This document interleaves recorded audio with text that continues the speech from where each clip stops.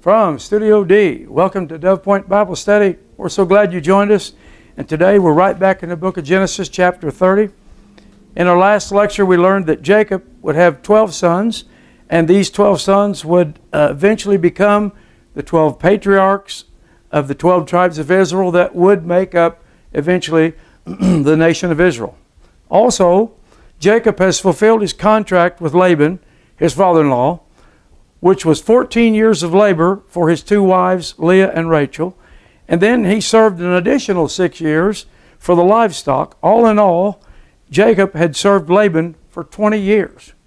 And now Jacob wants to take his family and all of his possessions and return to the land of his father Isaac back in Canaan because God told him it was time to leave. And at this point in our study so far, we have one more son to be born. We only have 11 yet, okay? And God hears Rachel's prayer. She'll have the 12th one. And we'll have that son down the road, but not in this lecture. And that brings us to where we left off last time in Genesis chapter 30 and verse 25. A very interesting chapter.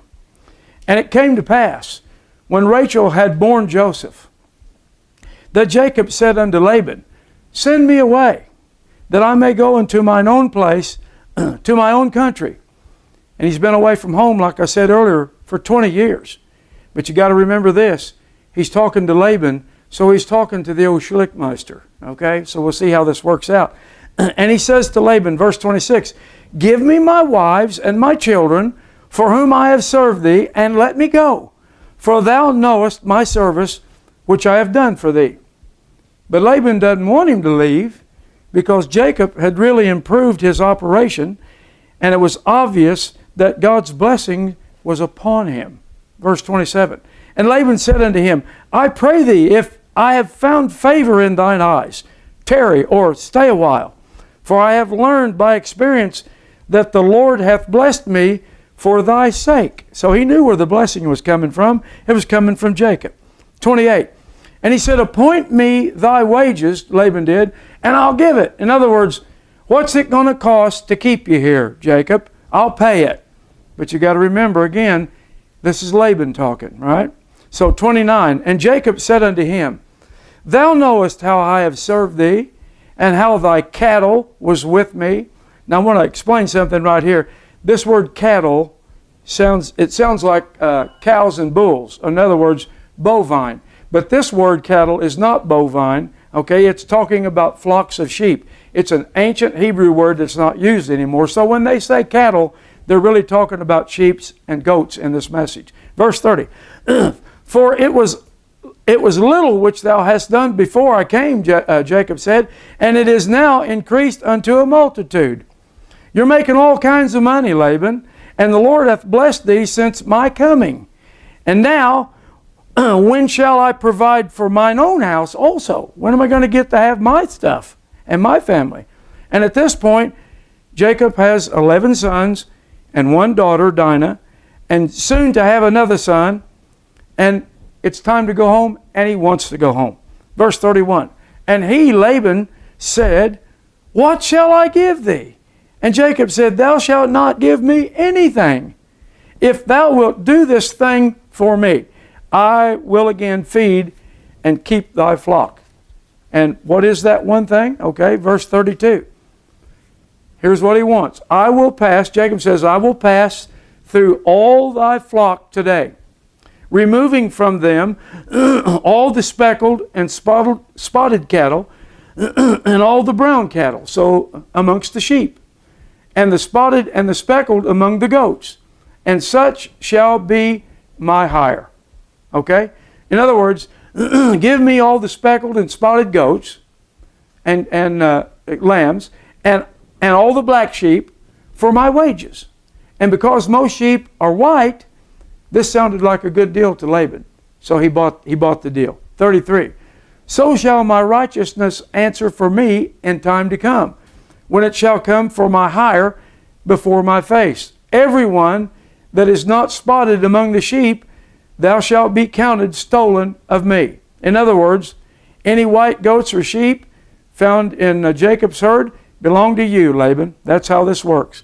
34, And Laban said, Behold, I would it might be according to thy word. In other words, Laban said, you got a deal. You got all the spotted and speckled ones, and I get all the white ones. Deal done, Laban said. 35. And he, Laban, removed that day the goats that were ring-shanked, had stripes on them, and spotted, and all the she-goats, okay, that were speckled, and every one that had some white in it, just little white spots, not all white, and the brown among the sheep. The brown is what they call the black sheep. They're not all really black. Most of them are brown. But anyway, those are the ones that Jacob got, and gave them into the hands of his sons. So what happened here?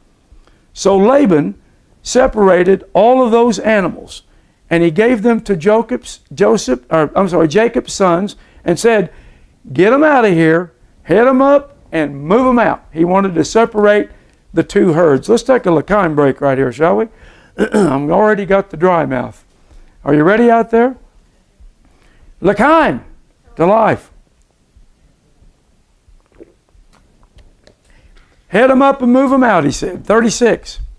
And he set 3 days' journey betwixt himself and Jacob fed the rest of Laban's flocks. So old Laban could not wait to separate what was his from what was Jacob's, because at that time he had more.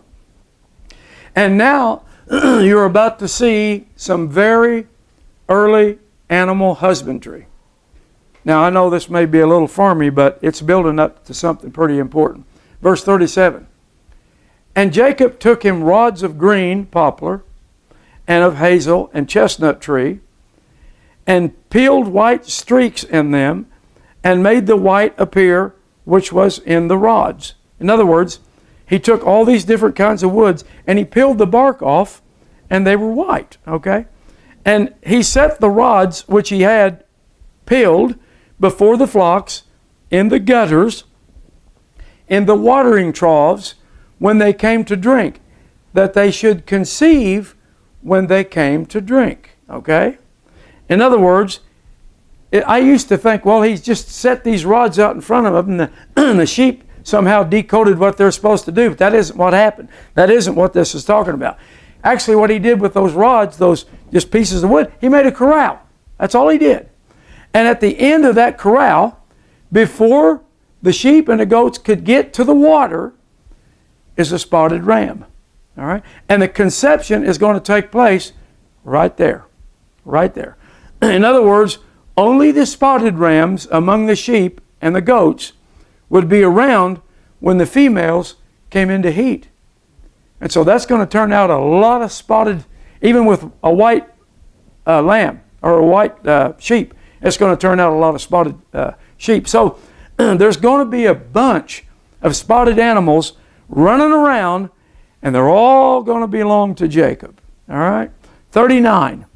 And the flocks conceived before the rods, and brought forth cattle ring-striped, that's stripes this way, speckled and spotted. And it wasn't the peeled poles that did it, okay? It wasn't that at all. They were there to make sure that everything stayed in line. He was running those lambs in there and those she-goats in there. They wanted to drink really bad, but if they were in heat, that old spotted ram was right there waiting on them. So it came in, onesies and twosies at a time. So he could make sure, and it's early animal husbandry, this is what it is. And verse 40, and Jacob did separate the lambs and set the faces of the flocks toward the ring-striped. And what does that mean? In other words, he made sure they went that way, that they went right toward that spotted ram. So that's what he was doing. Verse 40, and all of the brown or black in the flocks of Laban, and he put his own flocks by themselves, and put them not unto Laban's cattle, his flocks. Which means he kept the healthy ones, and the feeble ones went to Laban. Okay, so if they were really good health, Jacob kept it. If not, they went to Laban. 40. And it came to pass, whensoever the stronger cattle did conceive, that Jacob laid the rods before the eyes of the cattle in the gutters, that they might conceive among the rods. and he's blessed. Okay, what he did, he bred the healthy to the healthy stock, and he's going to have good success. That's what's going to happen. All right. 42. Now stay with me, because this is going to turn in a direction I'm sure you're not looking for. But 42. But when the cattle were feeble, he put them not in. Okay, not in his corral. So the feebler were Laban's, and the stronger Jacob's. Now let me ask you a question. Sounds like he's just pulling something here, right? But he's not. So let me ask you this question. Was this okay? Was this all right with God, what he was doing? Think about it in your mind. First of all, Jacob put all the labor into it. He worked for it, okay? Laban wasn't out there working for it. It was Jacob. Number two, you're going to find out that it was God that came up with the plan that Jacob used. Now let me tell you something. Sometimes God does deal in covert ways to make certain that those he chooses are blessed. I'm going to say it again. Sometimes God does deal in covert ways to make certain that those he chooses are blessed above all the rest. And always thank God for the blessings when you get them. 43. And the man increased exceedingly. Why wouldn't he? And had much cattle, and maidservants, and men servants, and camels, and asses. And the thought continues, beginning in Genesis 31 and verse 1. And he heard the words of Laban's sons, saying, so by now, all the herd workers are seeing all these goats and sheep are really multiplying and looking good over on Jacob's side, but over on Laban's side, it's looking kind of weak. So he heard the words of Laban's sons saying, Jacob hath taken away all that was our father's. Hath he gotten all this glory? But the truth is, they didn't have all this wealth until Jacob arrived. They was just barely getting by, is where they were at. And so what happens? Jealousy sets in, and we're going to hear some complaining and some groaning and moaning and some discontent. Verse 2, and Jacob beheld the countenance of Laban, saw his old face when he saw his herd, and he saw Jacob's herd. And behold, it was not toward him as before. In other words, he wasn't a happy camper anymore. He had old Jacob under his thumb for 20 years. And all of a sudden, he's not got that Ozark smile, okay? And their relationship right here was really beginning to cool off, which old Jake was wanting to get home anyway. Verse 3, and the Lord said unto Jacob, return unto the land of thy fathers, and to the kindred, and I will be with thee. Now listen, I'll read that again. He said, he gave him a command, return unto the land of thy fathers, and to thy kindred. Read these next words, and I will be with thee. Okay, very important. Listen, when Father God says he is with you, all right, you've got it made. You've got it made. And nothing will stop you, won't happen, and get in your way. It is going to happen in your favor. Why? Because you are pleasing God. That's the reason. Because you are pleasing God. And that's what Jacob was doing. 4. And Jacob sent and called Rachel and Leah, his wives, to the field unto the flock. Now, why did he call them out into the field? Well, so no one else could hear the conversation. That's why. All this is going on. And they need to talk, okay? And a lot of ears around. So they moved out into the herd and they had a conversation. Verse 5. And said unto them, I see your father's countenance that is not toward me as before. I bet that isn't exactly how he put it, but I'd say that you get the point. But now get, the God of my father hath been with me. Think about that. Put yourself in his place as we walk through this and listen to what he says. Verse 6, and you know that with all my powers, telling his wives, you know that with all my power, I have served your father. I gave it everything I had, and you know I did. 7. And your father hath deceived me and changed my wages, not 1, not 2, not 5, not 8, but 10 times. He's changed my wages. He changed the game. And then God would bless Jacob. Then he'd have to change the game again. All right? You with me? This is what's going on. 10 times. Now listen to this. Your father had deceived me and changed my wages 10 times. But God suffered him not to hurt me. You know why? Because in this blessing comes protection. And God protected Jacob. Trust me. Stay with me. This builds up. Verse 8. If he, Laban said, thus the speckled, if he, Laban, said it was going to be this way, said this, the speckled shall be thy wages, then all the cattle bear speckled. But if the old man said thus, the ring-staked shall be Jacob's, shall be thy hire, then bear all the cattle ring-straked. So no matter which way Laban went, bam, God changed the deal. In other words, why? God was with Jacob. And oh boy, was he. Now listen, when I'm going through this, there's no reason you can't walk right here where this man's walking. All right? This is why I want you to get out of this. Okay? So, he really blessed Jacob. And you know what else? Because he was with him. But I'll tell you this, God will be with you today if you follow suit. If you do what this man's doing, he'll be with you too. Verse 9. Thus God hath taken away the cattle of your father, and he's given them to me. He's telling his wives this. God has made me wealthy. How about that? He took the strongest and gave them to me. Now, just in case you think Jacob planned that for himself, No. He did not plan this. But we're about to find out who did and how it came to pass. Verse 10. I'm going to take another Laban break. Are you okay out there? Let's take one more.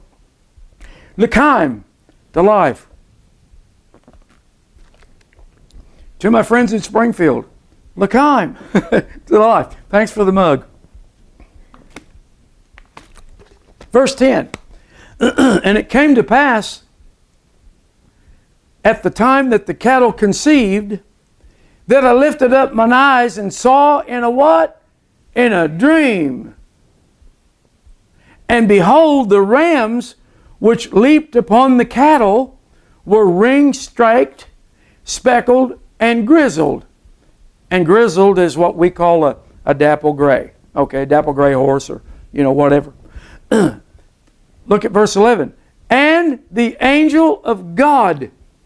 Now, the angel of the Lord, the angel of God, is God Himself. I don't care where you read it in your Bible. If it says the angel of the Lord showed up, it's Yahweh. He showed up personally. And the angel of the Lord spoke unto me in a dream, audible voice, all right, saying, Jacob. And I said, here am I. That was cool. So whose plan is this? It ain't Jacob's plan. It's God's plan. I'm telling you right now. And he said, lift up now thine eyes and see all the rams which leap upon the cattle are ring-straked, speckled, and grizzled.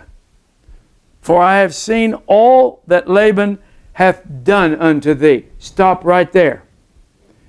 He gave him a heads up. He had this dream before he ever cut those poles. He had this dream before he ever set up that corral. He had these dreams before he ever set that water trough up that way because he saw it in a dream and it came from God. And why did God do it? Because He said, for I have seen all that Laban has done to you. The crook. Now it went a long time, but he just kept getting wealthy. So it was God's plan to start with, all right? The watering of the sheep during the heat and the rams that would be there at that time. So the whole thing was God's idea. And what I just told you about covert activity is a fact, all right? And not only that, but God does and He will vindicate His servants just mark it down and don't think He won't. Don't think He won't. And when you're wronged by someone, you know what? God sees that too.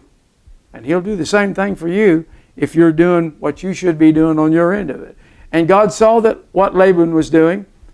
But God blesses those, listen to this, that love Him, that have faith in Him, and that worship Him, and that obey Him. And then God said in verse 13, and I am the God of Bethel. Whew. I mean, how would you like to hear that in a dream and see that? That's the house of God. He showed him His house. Where thou anointest, where, and see. Okay, let me start again. I am the God of Bethel. That's the house of God. Where thou anointest the pillar. Remember that from Genesis chapter 26? And where thou vowest a vow unto me. Now arise, get up, Jacob, get thee out from this land, and return unto the land of thy kindred, and here he will pick up this pillar, or that stone, that he had anointed in Genesis 28, because he's traveling with it. He took it with him. All right? It never got lost from this point. And it is that same stone of destiny that Jacob anointed that he's taken back now to Canaan. All right? It's the same stone in Genesis 28. The same stone of destiny, that stone that all kings and queens of the 10 tribes of Israel have been coronated while sitting over that stone, and that stone was carried by the tribes, those 10 tribes, as they traversed through the land until they finally settled in Europe. And that's why it's sitting in Scotland right now. All right? 14. It's a relic, it's an artifact, it's an ancient artifact, and it's proof positive of the Word of God. 14. And Rachel and Leah answered and said unto him, is there yet any portion or inheritance for us in our father's house? But Laban, there's nothing left, because Laban did not leave a dowry for those girls. 15. Then they said, are we counted of him strangers? In other words, he's treating us like foreigners, like he doesn't even know us. For he hath sold us and has quite devoured also our money. In other words, the dowry that was kept for us, he has taken it, he stole it, and the girls, needless to say, are not happy with their old man. Not happy at all. All right? Verse 16. For all thy riches. Now the girl's going to talk to their husband. All right? For all the riches which God hath taken from our father, that is ours, and our children's. Now then, Jacob, whatsoever God has said unto you, you do it. You go back home. We're going with you. Because the old man ain't no good, right? So these girls, now think about this. Laban was an idol worshiper, all right?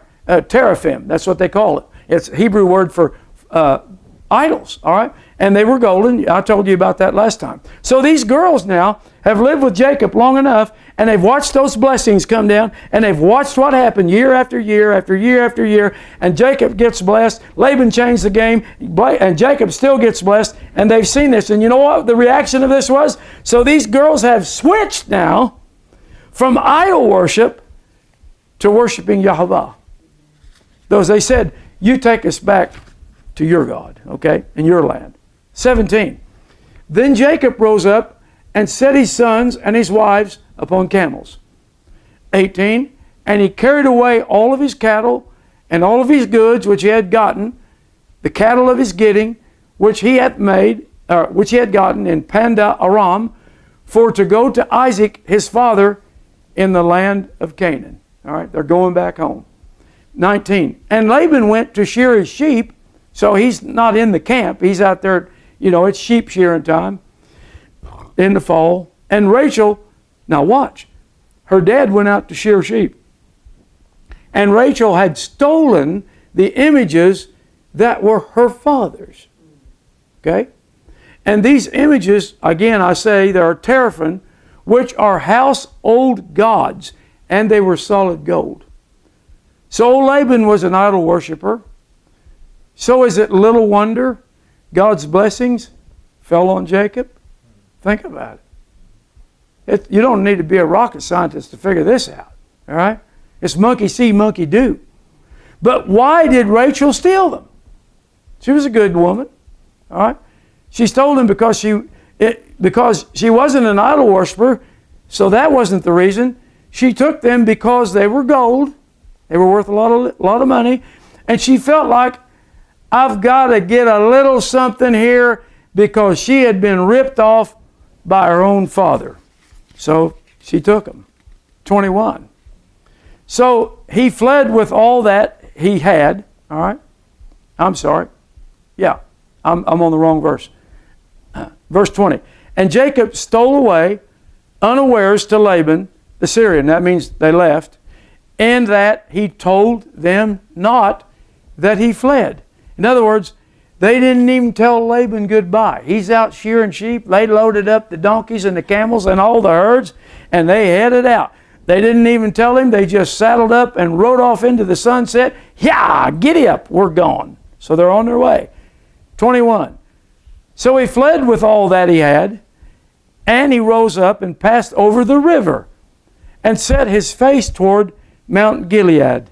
Now he's moving back to Canaan, right? And the river they crossed over was, you guessed it, it was the Euphrates River. All right? And then they headed towards Mount Gilead, which is a rocky region in what is now Israel, up towards Nazareth, up in that area there, that high rocky mountainous terrain. Verse 22, and it was told Laban on the third day. Okay, so the family and the goods has been gone for 3 days before he gets the word. So he's going to be real happy. He's going to like this. And it was told Laban on the third day that Jacob was fled. He gone. No, he's sure. Yeah, he's gone. So Jacob put some distance between him and old Laban. 23. And Laban, he was mad. He took his brothers with him and pursued after them 7 days' journey. And they overtook him in the Mount Gilead, right there where he was heading. Now, God is with Jacob. Okay? But Laban is an idol worshiper. And even though Laban had seen the blessings of God on Jacob, he still worshipped idols. But I want to tell you this. Don't think for 1 second that God won't visit an idol worshiper or anything else that's wrong on your behalf if that's what it takes. Watch this and watch God, because He'll do the same thing for you. Verse 24. And God came to Laban the Syrian in a dream by night. Oh, look at that. Job 33 down there, about verses 16, 17, 18, 9. We'll tell you why He sends dreams. And God came to Laban the Syrian in a dream by night and said unto him, take heed, watch out, buddy, that thou speak not to Jacob, neither good nor bad. Now he knows he's getting ready to talk to old Jake. In other words, God said, you better watch out what you say to him. I'm telling you right now. Don't give him your blessing, and don't you dare curse him. You keep it neutral, Jack. All right? 25. Then Laban overtook Jacob. He caught up with him. Now Jacob has pitched his tent in the mount, and Laban with his brethren pitched his tent in Mount of Gilead. Now we've got two camps here, camped beside each other. So they're both there, but what's going to happen? They haven't met yet. All right? 26. And Laban said unto Jacob, what hast thou done? Now watch, this is a con artist talking. What did you do? That thou hast stolen away my daughters as captives, taken with the sword. But Jacob didn't steal those girls. Laban sold them to Jacob. Remember? Yeah. So Laban is just pulling out the old violin and he's playing the old poor me tune. But the truth is, Laban is a complete con artist. And now here comes the words to the poor me tune. You ready for the word, the lyrics to the poor me tune? He's playing on the violin. Verse 27. Wherefore didst thou flee away secretly and steal away from me? I didn't did not tell me that because if you'd have told me, I might have sent thee away with mirth and with songs, with tabret and with harp. I can just hear it all now. I would have hired the band, the Fabulous Grace, and I would have catered all the food. But no, you had to leave and not even tell me. You rat. So he's working his game. Give me a break. He wasn't going to do anything for those girls or anything for Jacob. It was just another con job. 28. And hast not suffered me to kiss my sons and my daughters. I just wanted to kiss them goodbye. Thou hast done foolishly in so doing. And now what's he playing? Now he's playing the old guilt game. You ever have the old guilt game? That's what he's doing. 29. It is in the power of my hand to do you hurt. In other words, we got you outnumbered and we could take you at any time. But, he said, the God of your father spoke unto me yesternight, saying, take thou heed that thou speak not to Jacob either good or bad. If you don't think God won't do that for you, you don't know God very good. Okay? You might need to get to know him better. In other words, Laban had seen the hand of God on Jacob, and he knew God would destroy them if he touched even one of God's elect. He would have taken him out. And the same goes for us today. You know what God says? He says, touch not mine anointed, and do my prophets no harm. And God's anointed, you want to know who they are? They are those who study his word, chapter and verse, and actually understand the plan of God. And they are those who teach God's word, chapter by chapter and verse by verse. Those are God's elect. If you're sitting in there as a student, or if you happen to be a teacher like myself, you're there, buddy. You're there, ma'am. Those are God's elect. You know who they are? They're his obedient. They're his obedient servants. And you know what he does? Same thing he did for Jacob. He protects them. And then this 31st chapter of Genesis is absolutely showing you that. That's why I love this chapter. And the elect are also two things. They're diligent and they're hard workers. They don't slack. They don't sloth. They're not lazy. And you know what else they do? They always take care of everything that they can in their own power first. That's the first thing they do if they got a problem. Then God takes care of those things that they can't do. You understand? That's how it works. But you've got to fit the bill for that to work. You can't be a lazy sloth and then expect God to come in and clean up your game. It's not going to happen. It's got to be done this way. But it's not hard to do it this way. And Jacob, I believe, is the prime example of God taking care of those things that we can't. Okay? Look at everything that he did. Why? Because he had the blessing, that's why. Verse 30. Then Laban says in verse 30, and now, though thou wouldest needs be gone, because thou sore longest after thy father's house, you just had to go home, yet wherefore hast thou stolen my gods? Somebody stole my idols. Uh-oh. Or as Scooby-Doo would say, rah-roh, this is not good. And the problem here is this. Old Jake doesn't know that his wife Rachel stole her father's golden idols. He doesn't know it. Only she knows it. 31. And Jacob answered and said to Laban, he said, because I was afraid, that's why I left. For I said, peradventure thou wouldest take by force thy daughters from me. That's why I left without telling you. I was afraid you'd rob me of my family. 32. With whomsoever thou findest thy gods. This is Jacob talking. He says, whoever finds those gods, let him not live. Okay? Now that came out of his mouth. And you got to be careful about what you say. And the words that come out of your mouth, you're going to end up living them if you're not careful. Okay? Let not him live. He's talking about Rachel, the love of his life, and he just said, let him not live. Sure he did, because he doesn't know she took him. Before our brethren discern thou what is thine with me, and take it to thee, for Jacob knew not that Rachel had stolen them. 33. And so he gave Laban permission to search the place. 33, and Laban went into Jacob's tent and into Leah's tent and into the two maidservants' tents, but he found them not. There wasn't any stolen items there. Then went he out of Leah's tent and entered into Rachel's tent. And oh boy, here we go. 34. Now Rachel had taken the images and put them in the camel's furniture. That sounds strange, doesn't it? But camel's furniture is really, it's a camel-haired saddle. And it was sitting in the tent. She was sitting on it, okay? And she was set upon it, and Laban searched all the tent, but found them not. It was a dry run. And she said to her father,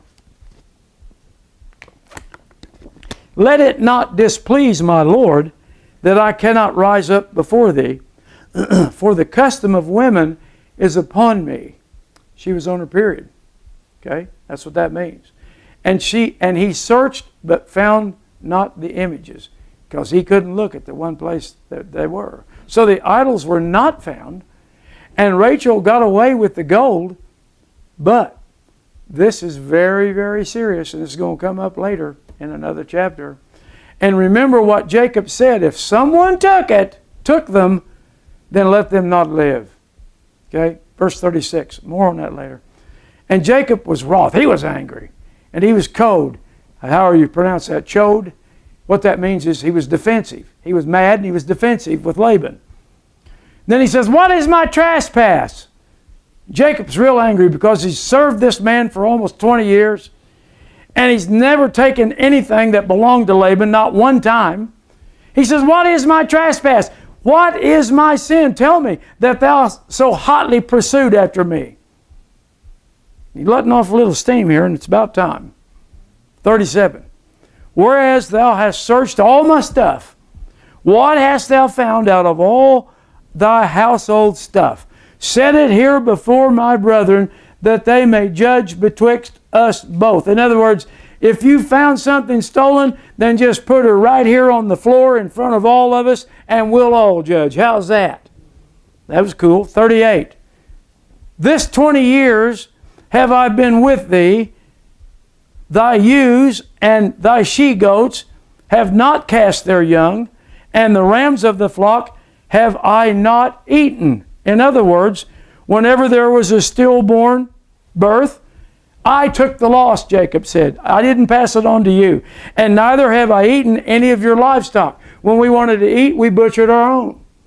So I didn't take anything. 39. That which was torn by beasts, got killed by wild animals, I brought not unto you. I bear the loss of it. Are you looking at his character? Are you looking at how he lived his life?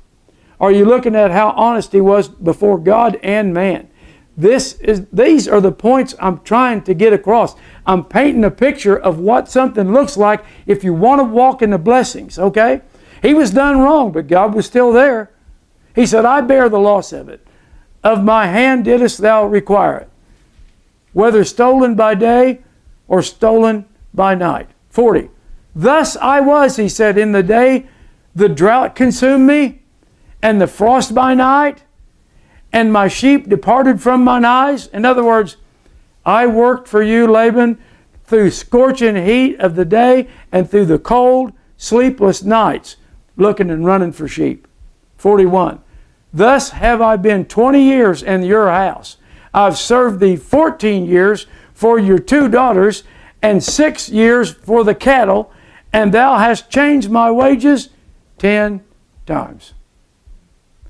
10 is the number for law and responsibility. Think about it. And 20 is the number for redemption. So 20 years, and he's out. He's getting redeemed. He's set free right here. 42.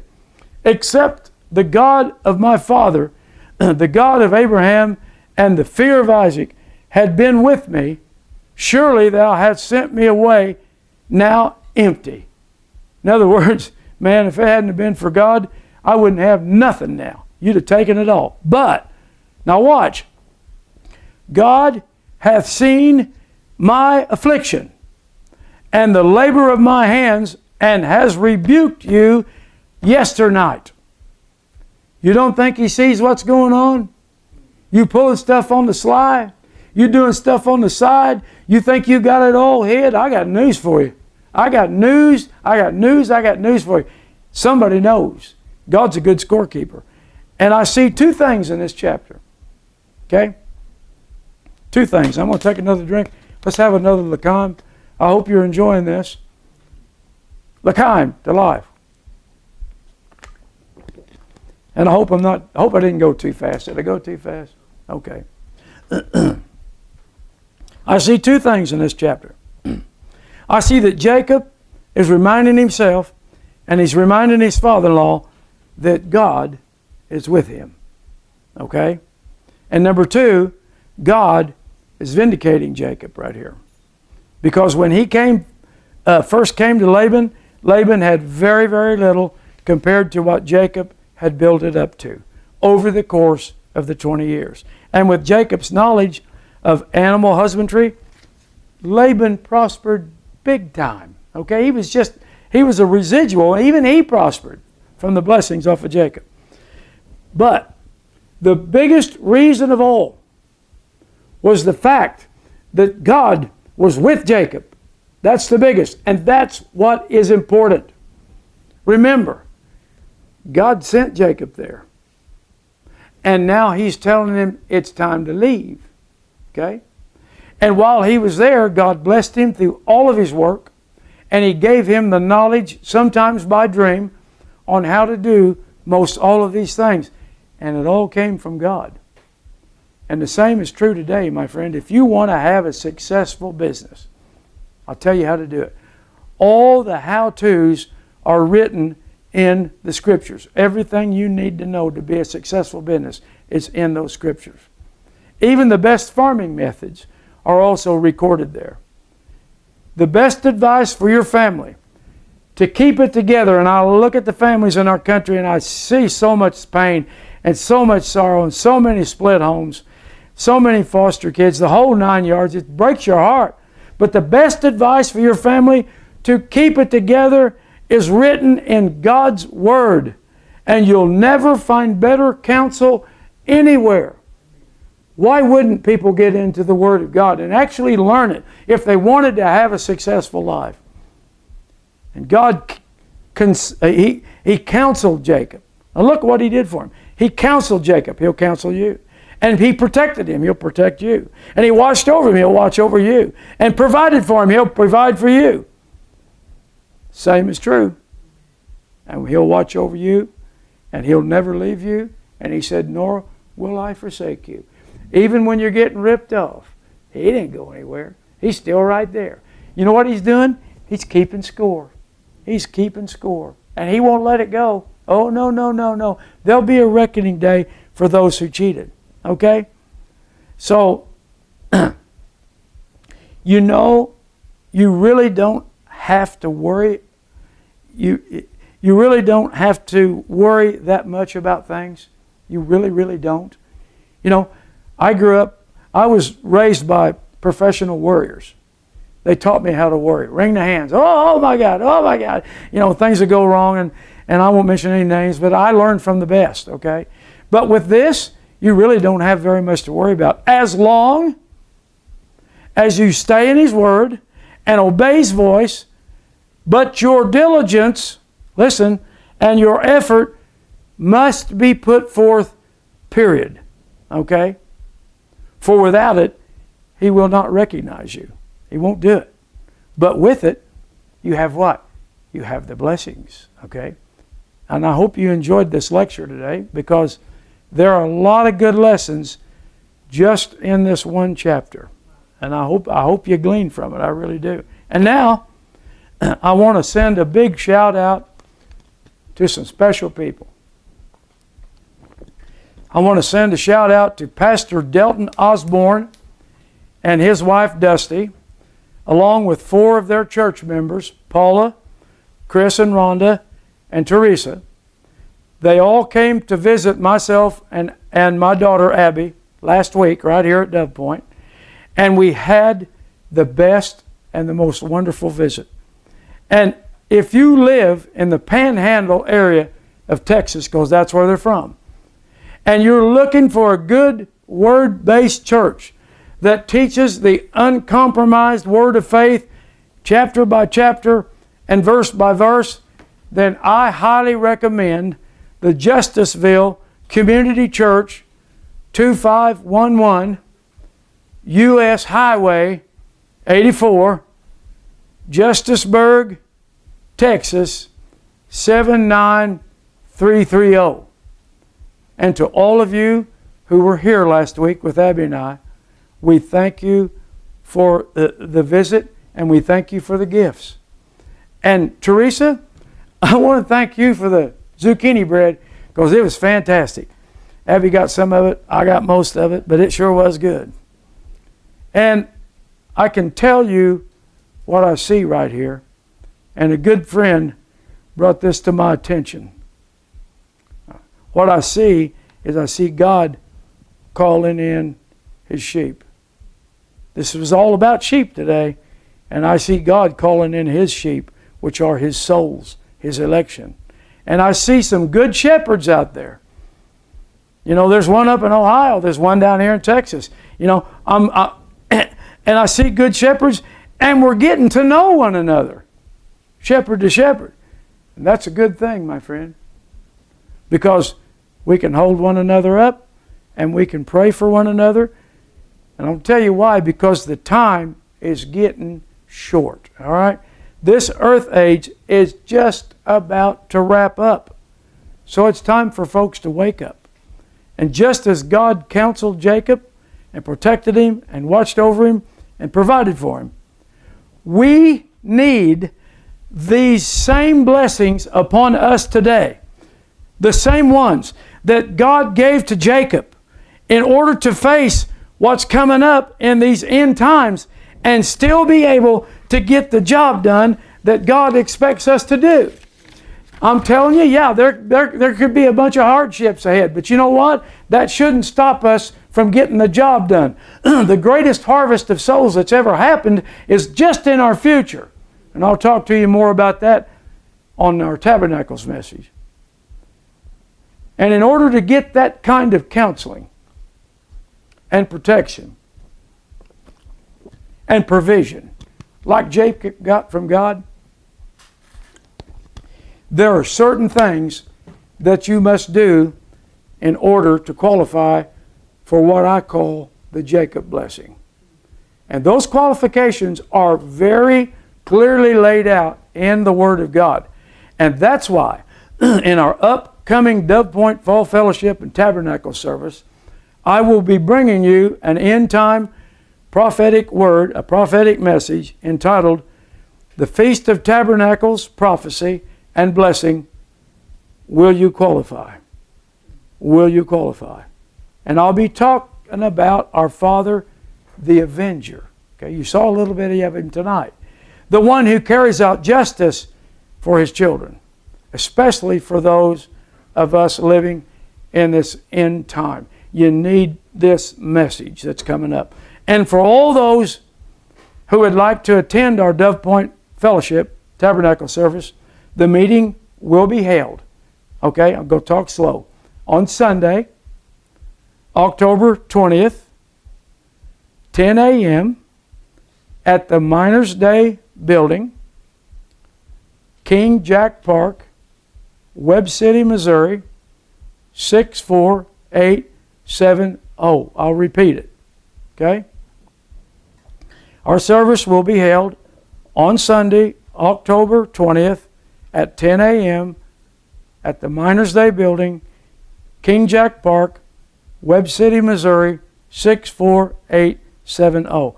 And if you're familiar with the famous Praying Hands statue on Route 66 when you're crossing the country, it's been in Grit magazine and people all over the country know it.